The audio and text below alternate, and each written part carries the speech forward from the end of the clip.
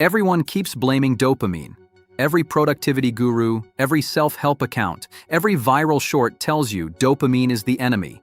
Quit social media, do a detox, lower your baseline.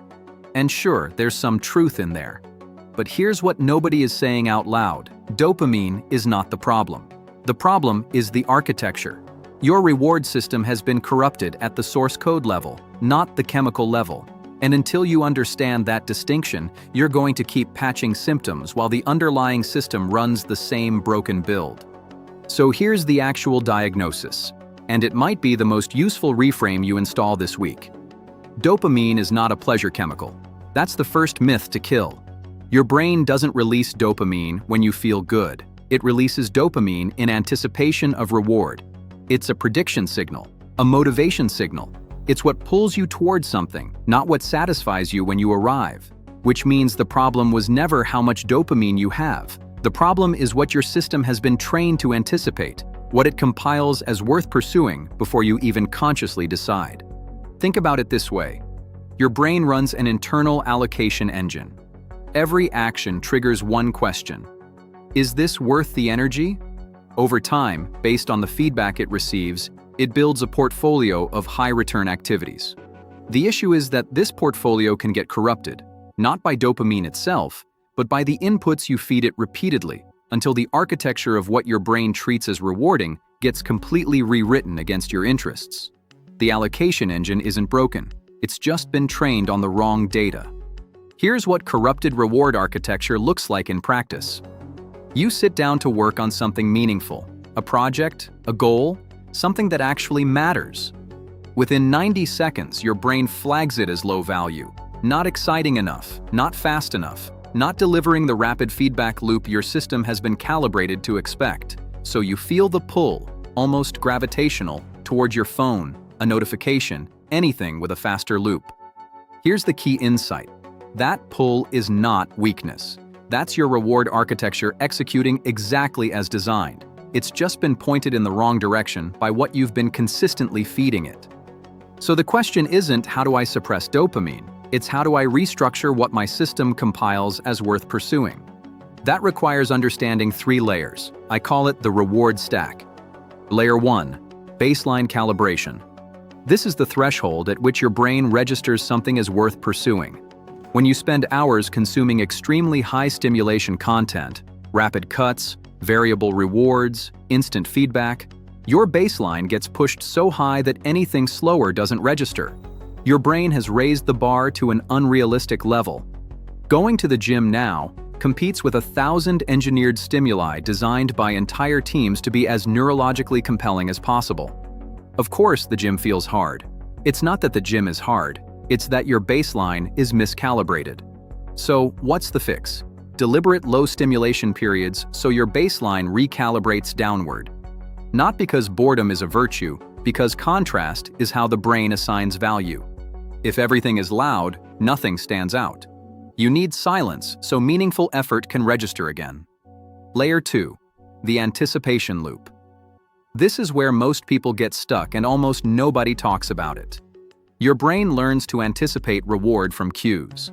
The moment you pick up your phone, before you've opened a single app, your brain is already releasing anticipatory dopamine. The cue itself has become the reward. This is why you find yourself scrolling without ever making a conscious decision to start.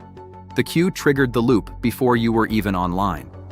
Which means you cannot fight this with willpower at the point of the trigger. By then, the boot sequence is already running. You have to intervene earlier, at the level of the cue itself.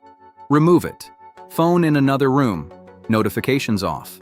And when you can't remove the cue, you pre-compile a competing anticipation loop around the behaviors you actually want to reinforce. Same time, same place, same pre-task ritual. You're training your brain to release anticipatory dopamine around deep work rather than distraction. This takes repetition, but it's exactly how high performers operate, without it feeling like constant struggle. Layer 3, the identity filter.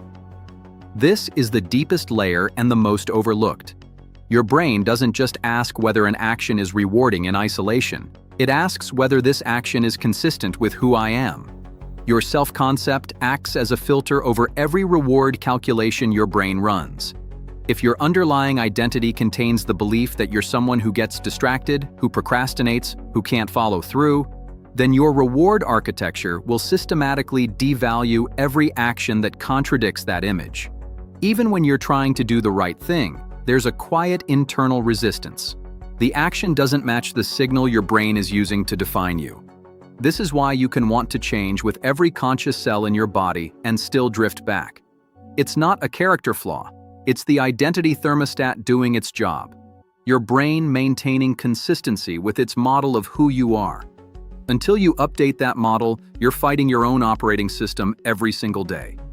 Updating it requires something specific. Accumulated evidence, not abstract motivation. Concrete data. Small actions that vote for the person you're becoming. Each time you do the deep work, even when it's uncomfortable. Each time you sit with an urge until it passes without acting on it. Each time you choose the meaningful thing over the easy thing, you're casting a vote. And over time, those votes rewrite what your brain compiles as normal for you. Here's how you install all 3 layers. Start with a single daily anchor habit. Something small, non-negotiable, connected to the identity you're building. Not because the habit is transformative on its own, because consistency with that anchor starts rebuilding the reward pathway around doing what you said you would do. 1 vote, every day. Then map your distraction triggers, literally write them down. What cues launch you into the wrong loops? Where in your environment are they sitting? Systematically remove or modify them one at a time. This is layer 2. You're pre-compiling the environment so the cue never fires. Finally, practice low-input blocks every day. Time doing something basic with no additional stimulation. No music, no podcast, no phone. Just you and the task. Let your brain recalibrate. Let it rediscover that stillness and depth carry their own reward signal. Most people fail with dopamine detoxes because they treat it like a temporary reset instead of a permanent restructuring. They white-knuckle through 2 weeks, feel amazing, then reload the same inputs and wonder why they're back where they started within a month. The goal was never abstinence. The goal is architectural change. You're rebuilding what your system compiles as worth pursuing. That's a different project entirely. And when you actually do this work, something shifts at the architecture level. The things that used to feel effortless, the scrolling, the switching, the constant stimulation seeking, those start to feel hollow.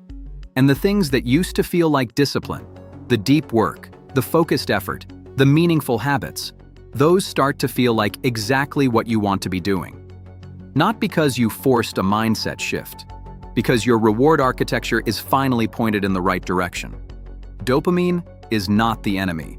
It's one of the most powerful motivational forces your brain has. The only question is what you've trained it to chase. Fix the architecture and everything downstream follows. Leave it broken and no amount of willpower is ever going to be enough. If this landed, the next video you need is the one on impulse control, because once you've restructured your reward architecture, the next system to install is the interrupt protocol that catches the impulses that still break through. Subscribe. It's not self-help, it's a system upgrade.